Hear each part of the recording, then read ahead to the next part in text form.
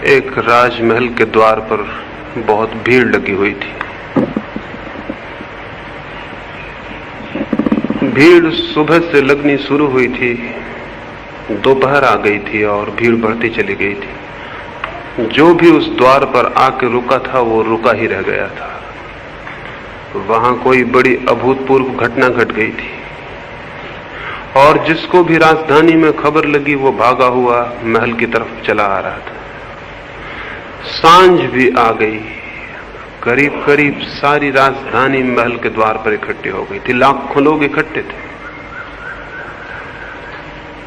उस द्वार पर सुबह सुबह एक भिक्षु आया था और उस भिक्षु ने राजा से कहा था, मुझे कुछ भिक्षा मिल सकेगी? राजा ने कहा था, कोई कमी नहीं है, तुम जो चाहो मांग लो। उस भिखारी ने एक बड़ी अजीब शर्त रखी। उसने कहा कि मैं भिक्षा तभी लेता हूं जब मुझे ये आश्वासन मिल जाए, ये वचन मिल जाए कि मेरा पूरा भिक्षा पात्र भर दिया जाएगा। मैं अधूरा भिक्षा पात्र लेकर नहीं जाऊंगा। तो यदि ये वचन देते हो कि मेरा पूरा भिक्षा पात्र भर देंगे तो मैं भिक्षा लूं, अन्यथा मैं किसी और द्वार पे चला जाऊं। ऐसा शर्त वाला भिखारी कभी देखा नहीं गया था और ये शर्त कोई इतनी बड़ी भी न थी कि राजा के द्वार से उसे लौटना पड़े। राजा हंसा और उसने कहा, तुमने मुझे क्या समझ रखा है? क्या मैं तुम्हारे इस छोटे से भिक्षा पात्र को न भर सकूंगा? शायद तुम सोचते हो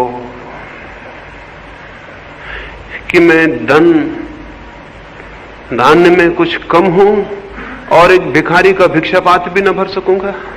उसने अपने वजीरों को कहा कि जाओ और अन्न के दानों से नहीं बल्कि हीरे मोतियों से इसके भिक्षा पात्र को भर दो।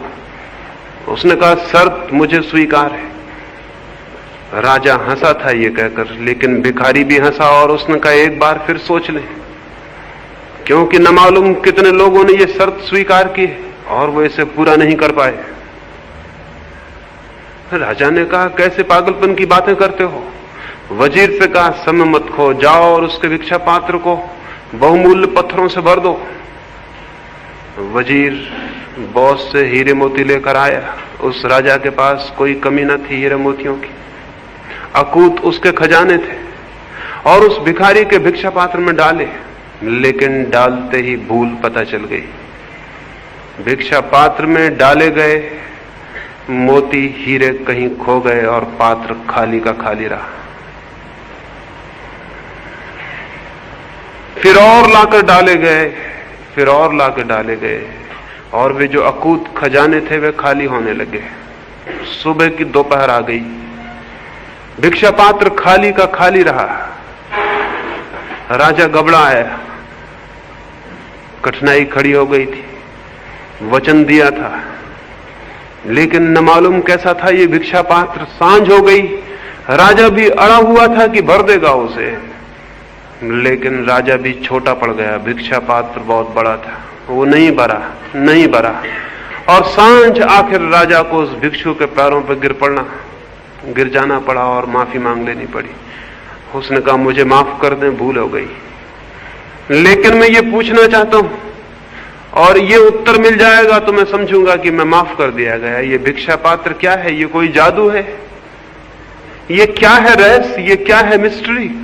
छोटा सा पात्र है और भरता नहीं है और मेरे खजाने खाली हो गए।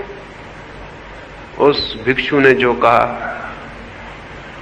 उसने कहा, न तो कोई जादू है और न कोई रहस्य है।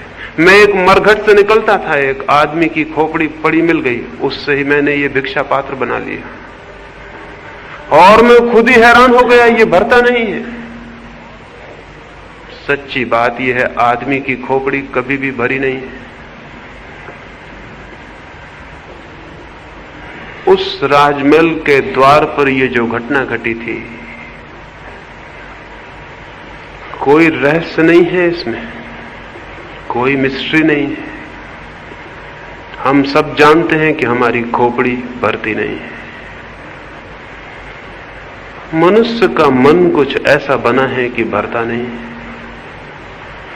और मनुष्य को मन के भरने की जो दौड़ है वही संसार है। और इस सत्य को जान लेना कि मनुष्य का मन भरता नहीं, धर्म की शुरुआत है, धर्म का प्रारंभ है। धर्म से मेरा कोई संबंध हिंदू और मुसलमान और ईसाई और जैन से नहीं है। ये धर्म है भी नहीं। अगर ये धर्म होते तो दुनिया धार्मिक हो गई होती।